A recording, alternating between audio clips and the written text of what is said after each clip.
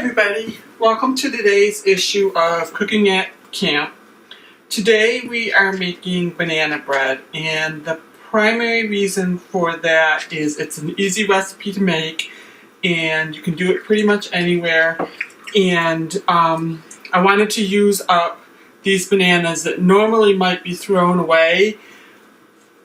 If you get your bananas to this stage and you don't have time to make the bread, you can also just throw them in the freezer and take them out at a later time, defrost them, and use the banana inside. They actually taste better in the bread the more ripe they are. First step is to turn on your oven so that it begins to heat up. Next step, take your loaf pan and spray it with a non-stick spray. If you don't have non-stick spray, you can also just take a paper towel and do a light coating of vegetable oil, spread it around on the inside of the pan. So the proper way to open a banana is actually from the bottom end. You'll find it opens easier without squishing any more of the banana. We are going to squish this one, so I guess that doesn't matter too much.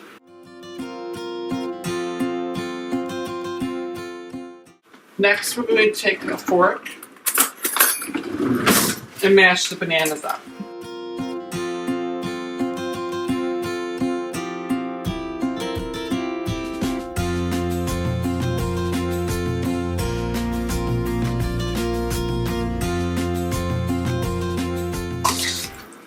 This recipe calls for 2 cups. 3 bananas is about 2 cups.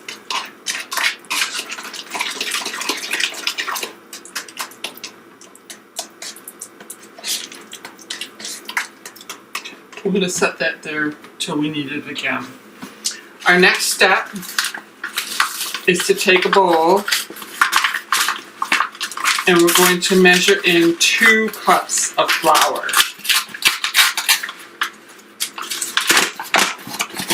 Now with flour, you need to take a knife and level off the top.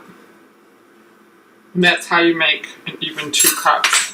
You get to the point where I did, where you didn't initially get enough in the cup. You can take a spoon, add a little more so that it's heaping. That way when you go to level it, you've got a nice, smooth, even top. Pretty important with baking.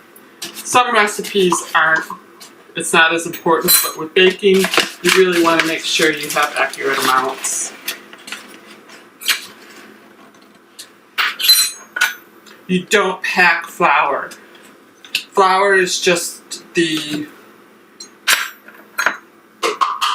what you scoop in. Don't press it down. Things that you would press down would be maybe like brown sugar if you're cooking with that, but definitely not flour.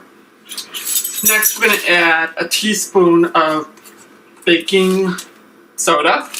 The nice thing about the baking soda box is there's a little straight edge in the back of the box. You can just pull the teaspoon along the back and you have a level teaspoon. The next thing we're going to add is 1/4 teaspoon of salt.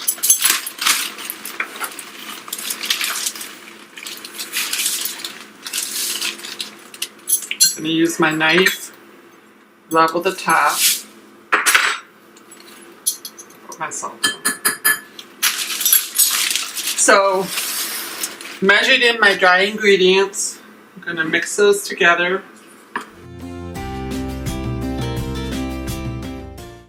For banana bread and most quick breads, you don't have to sift because you do want to have some density to the bread. Some recipes where you're trying to get something that's light and fluffy, you may sift the flour and the dry ingredients together, and by the process of sifting you add air.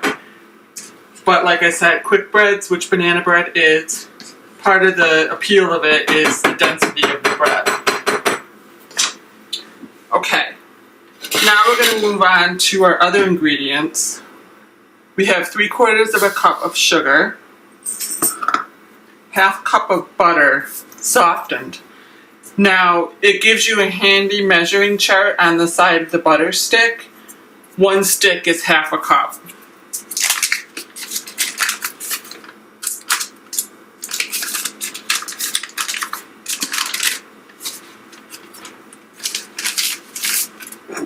And finally, 2 eggs.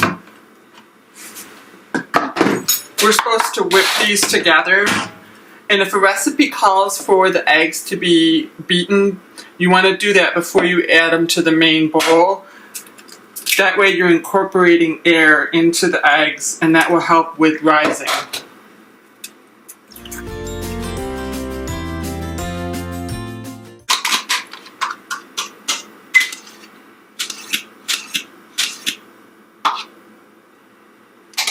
Perfect. Now we're going to go ahead and mix together these ingredients. Okay, everybody, I finished mixing up the wet ingredients, the butter, the eggs, and the sugar. Now I'm going to add in the bananas.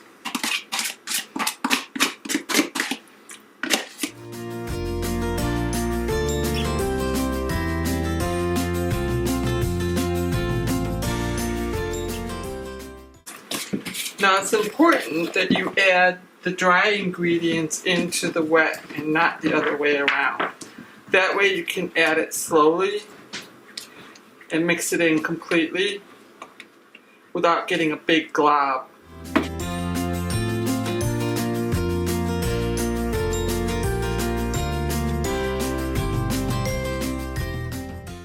We're going to mix this thoroughly.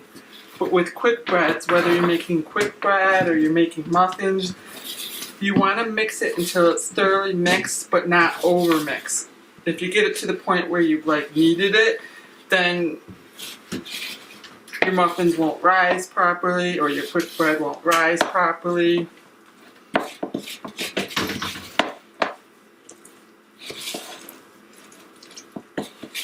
Overmixing can also cause you to have big holes in the centers of your muffins.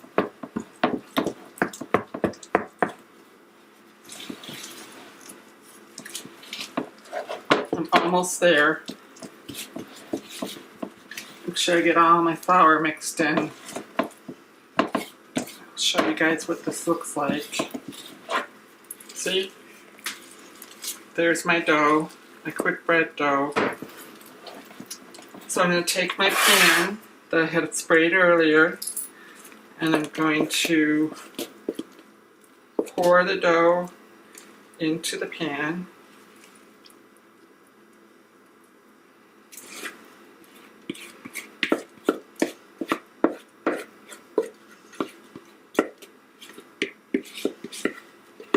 I'm not sure if I mentioned it earlier, but we will set our oven at 350. And we're going to bake our bread for an hour to an hour and 5 minutes. 350. These rubber spatulas are the best thing for cooking with. That way you can scrape off your spoons and scrape out your bowls and get all of the dough.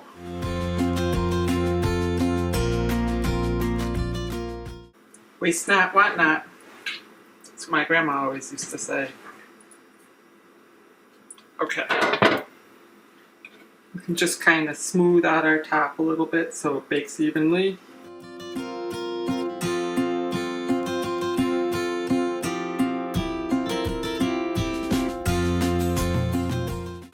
Now it's time to put our bread into the oven.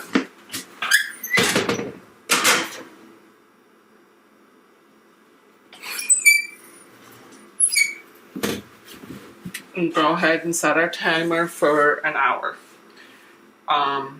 We're going to check it in an hour, and if it needs 5 more minutes, we'll put it back in for 5 more minutes. I'll show you how to check the bread to see if it's done. Hello! So it's been an hour.